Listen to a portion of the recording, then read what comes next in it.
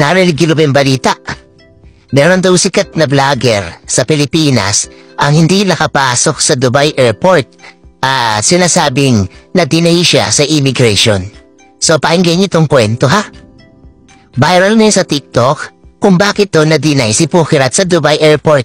Ano nga bang dapat tandaan ng lahat ng OFW at travelers para hindi mangyari ito sa inyo? Ito ang totoong dahilan at mga dapat ninyong iwasan lalo na kapag papasok sa Muslim countries.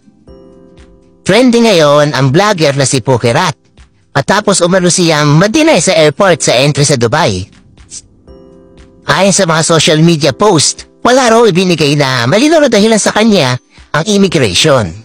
Pero maraming netizen ang nagsasabing ang posibleng dahilan is yung kanyang itsura, pananamit at gender presentation na hindi daw tutugma sa nasa passport niya. Reminders lang ha, walang official statement ang Dubai Immigration tungkol dito. Pero may mga ganitong case talaga sa UAE, kung saan immigration officer mismo ang nagde-decide kung suspicious o hindi ang passenger. Ano-ano ba talaga yung posibleng dahilan ng pagkakaroon ng denied? General dos na Muslim countries kasi yan. Para malinaw, hindi dahil sikat ka o vlogger ka o influencer ka, exempted ka sa rules na ganito. Ito ang karaniwang dahilan kung bakit may mga travelers na nade-deny sa Dubai at sa mga iba pang Muslim countries. Una, yung pananamit at itsura, hindi tugma sa passport at sa gender nila. Pangalawa, suspicious appearance o yung behavior. Pangatlo, kakulangan sa travel documents o hindi convincing na travel purposes mo. Pang-apat, history ng overstay sa ibang bansa. Panglima, mga prohibited content sa phone, explicit photo, video, or offense content. Financial doubts, walang sapat na proof of funds. Pampito, visa inconsistency. Hindi malinaw na return ticket at accommodation. Ito yung mga tips para hindi tayo ma-deny ang mga OFW or mga travelers. Kung ikaw ay isang OFW at first-time travelers papuntang Middle East, lalo na sa mga Muslim countries, ito ang proven at safe na pwede ninyong sundan. Una, i-match mo yung itsura sa passport mo. Kung lalaki ka, i-avoid mo yung feminine attire, heavy makeup o mga exaggerated na mga wigs at kung ano-ano pang mga pambabae.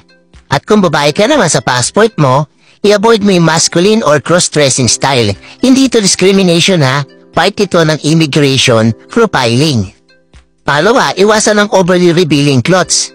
UAE, Qatar, Kuwait, Oman at Bahrain at Saudi, conservative ang mga countries na yan. Simple, neat at respectful attire, mas mabilis yung magiging proseso. Pangatlo, siguraduhin complete documents ha.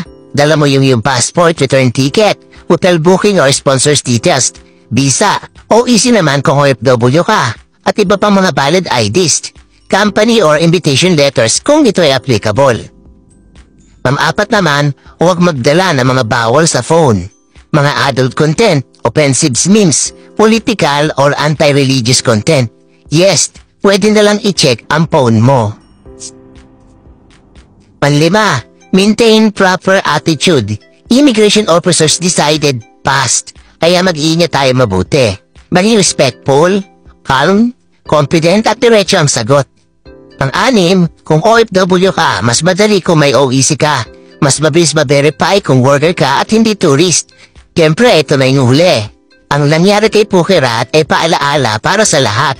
Kahit influencer ka pa, kahit milyon pa ang followers mo, kapag nasa ibang bansa ka, immigration rules pa rin ang masusunod.